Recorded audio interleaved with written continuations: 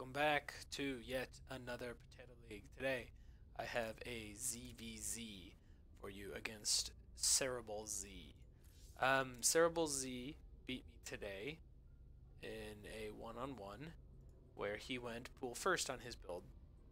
And then he made a whole bunch of lings to attack me and did a lot of damage and lost a lot of my workers.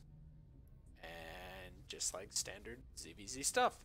So let's take a look at the build and first understand where my mistake was. Where did I make a mistake and what can I do about it? So for me, I feel that unless it's like a really cheesy build, the 17, 18, 17, so 17 hatch, 18 gas, 17 pool build is okay. I could open up with the 16, 16, 16, but really that's only going to give me a little bit of a slight advantage against an earlier pool, but really I'm not too I've held pool first stuff before. This is just my my problem. I haven't played Zerg in a while, so it gets a little bit rough.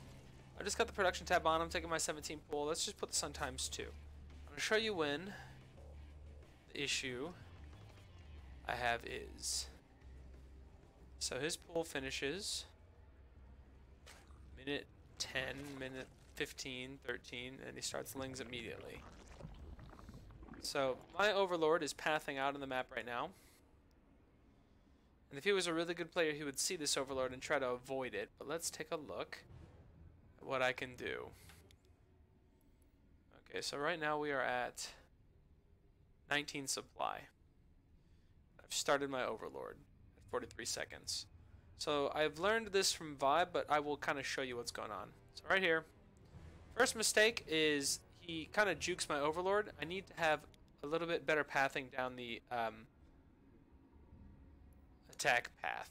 So this Overlord going out to my third is nice for later, but I think I can possibly wait for my next Overlord to go out to see my third if they're doing run-bys, because I don't really have a third yet. I want to see if he's bringing lings down the attack path. So first kind of mistake that I'm going to adjust is my second Overlord pathing is now going to go out down the attack path as well. And I think I'm going to be a little bit more careful about sending my Overlord. If I had just adjusted him over a little bit, gone down, I would have still seen what was going on, and I would have had a better chance of catching these Zerglings.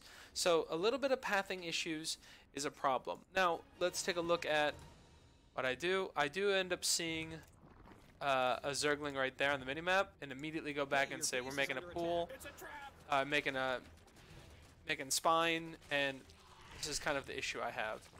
So right here is when I should have pulled all my workers. I do pull my workers, good. A new queen has emerged. Yeah, and I keep my stuff. I haven't even lost any workers yet.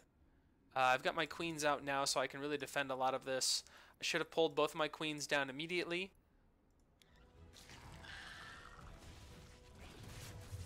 I'm gonna lose the hatch this time. Yeah, there it is. So big loss there with the hatch lost. Now, I could have saved this a little bit easier if I had opened up a little bit early on the pool, but there's other ways to deal with this. So I'm gonna kind of show you a trick that I learned. I want to look at when I saw those first lings. When did I see those first lings?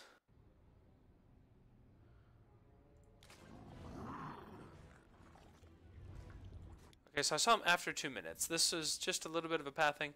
If I had sent my Overlord over here, would I have been able to see it a little bit easier? Let's look at 56. Let's hit E. Yeah, I would have totally caught. If we look at the distance here to here, I'm going to use my fingers on the minimap so you can't see this. But if I'm looking at, if I turn my distance from this point and rotate up, my Overlord would have been about right here at this point in this area. And oh, I mean, heck, look where his second Overlord is, or his second Overlord is chilling there. So my Overlord would have been in, where was it? About this area here. If I rotate up, let me see. If you want to use your fingers on the screen too, yeah, I'd be about right here.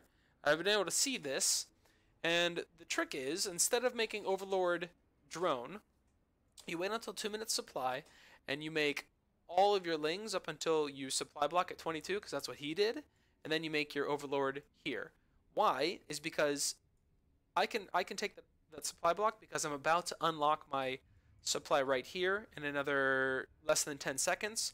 I can make more lings as soon as this finishes, and then I can actually wait longer. So let's take a look at the pros and cons of holding off until 2 minutes. So I'll teach you the counter for this here in the next, but let's take a look at what I have right when it hits my base.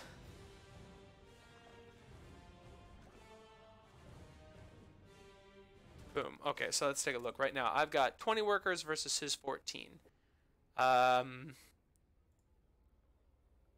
workers versus his 14. Let's see until he gets a worker advantage on me. When is he going to start building workers? He's building workers right now. I'm still on 19, 18, even though I build these spines. 16, 16, 16, 16. I'm still ahead. Still ahead. Still ahead. Still ahead. I'm still ahead. I'm still ahead. Still ahead. Let's see here. I'm still ahead.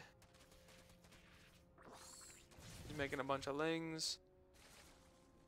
Okay, here we go. Now he's ahead.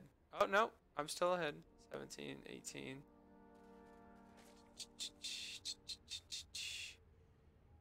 Still ahead. There. Now we're tied. So, let's take a look at that. I lost a hatch. If I could protect this hatch, even if I make these spines, I can stay ahead for the first almost 4 minutes of the game. So it's okay. It's okay if I do this. I have an advantage that I can use. If I didn't lose this natural, I would have been in a super good spot. But I lost the natural, and he all-in me with a bunch of lings. But we are smack even right now, but he has the hatch. He has his natural now, and he's on the same amount of workers. I can't spend my money because I lost my stuff. But, I mean, we are exactly the same right here. I've got one more queen than he does, actually. But it took 4 minutes for him to kind of catch up to where I was. And he knows that he had to make those lings because I would have just all-in'd him. And if he had not made a whole bunch more lings right now, I just walk into his base and kill all of his stuff. So he's making a bunch more lings right now to stay alive. So he's playing it very smart, and he ends up winning this game. But I want to show you a little trick that Vibe, a old pro, taught me in his Bronze GM games, if you've watched them. So what he always says is his second Overlord at 19, he waits. Have fun. He waits until 2 minutes, and if by 2 minutes he does not see lings on the minimap, he will make an Overlord and a drone. So I'm going to show you what this means. So this is kind of my build now. I'm still doing the same 17, 18, 17. But I'm going to show you the little trick I'm going to do from now on in every ZvZ, because I'm taking this greedy natural. I'm going to have this extra gas, and it doesn't really set me behind if he's not doing anything. I don't get larva blocked or anything like that. So let's see here. 18, 18, 17, 17, 18, 17. Okay. So let's take a look. I've got one larva. That would be, right now, if I was playing my normal opener, I would immediately make that into an Overlord. I'm talking about this larva right here. And then right here, I would make this immediately into a drone. Okay, so now, one larva, let's take a look. One larva takes, how many seconds to spawn, actually? Well, heck, let's do this math really quick. Let's watch it. All right, so here we go. So 39, 40. So at 139, let's take a look. I don't actually know this number. Boom, 39, 49. So it takes 10 seconds to spawn a larva. 10 seconds to spawn a larva, which means if I wait 10 more seconds right now, I will be at 59. So if I wait 10 more seconds, that means I've larva capped. And every second I'm waiting means that a new larva is not going to start making unless I'm injecting. All right? So here's the thought process about this. I could have an overlord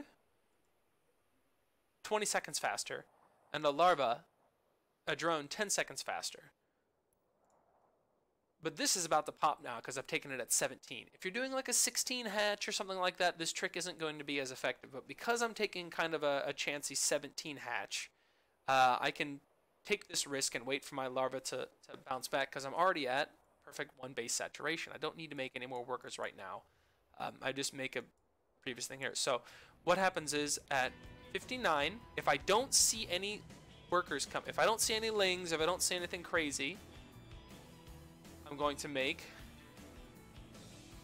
right here, I make my overlord. I start my overlord right now, and then I start my drone behind it right away too. If I see lings come out here, or if I see lings come out here on the minimap, I will immediately make lings up until my supply block, and I'll defend. So this time what I did on this build is I immediately made overlord drone, and I'm going to just do my standard kind of opener here after this as well to show you that it doesn't really set you back at all. So after this, I'm making another, I should have made another ling, this was my mistake. So 2 queens, this should be a ling right here, but it's not gonna screw things up. I make 1 extra drone, my apologies, sorry. Startup speed, leave on gas at 28 supply. I'm going to get a baneling nest as soon as I can afford it. 50 minerals, 50 gas, 30 supply, and 31 supply. I'm gonna go get a 3rd base. A new queen has emerged. Inject. To inject. I'd be able to see if he was taking his hatchery right now. I'd be able to see all that stuff. I'm gonna get my 3rd. At 31 supply, as I always do. There she goes. Then I make 1 overlord, 1 OV at 31, and then a bunch of lings. And then this is what I use to kind of go across the map and push a little bit. So honestly, my build doesn't get affected much at all. My build doesn't get affected much at all. I still get my baneling nest. I'm still well out on my way. I'm still on 25 workers right now. I still have 2 queens. My 3rd hatch is done. The only thing I did to amend it is at that 1 minute 40 to 2 minute mark. 1 minute 2:30. 1. Here it is.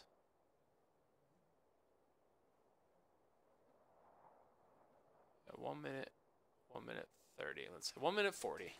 So right here, this is the only part of the match that I'm kind of delaying. So I'm at 19 supply. I have not made my overlord yet. This should be the overlord. I'm waiting. I'm looking around to see if there is any lings coming. And by 2 minutes, or I'm going to say 1:59, if I don't see any lings coming, we immediately go. Overlord drone. And then we make another drone as soon as that pops. There's the 2nd drone. And we keep going.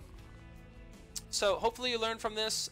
You can pull your workers a little bit earlier, but if you had made them earlier, you have the right pathing, then having 6 slings come out instead of just 2 in a drone, it's much easier. I can still drop a spine crawler down on this bottom base here. The queens still are the same time and everything, so it's almost less risk, no demerit. Opposite of high risk, high reward. It's like there's no risk and it's the exact same basically. So from now on I'm going to be doing that because I'm getting a lot of cheese in my ZVP or my ZvZ right now, which is fine. I just have to learn how to block it and do something about it. Hopefully you enjoyed this. Hopefully you learned something, and I will see you guys in the next one. Thanks for watching.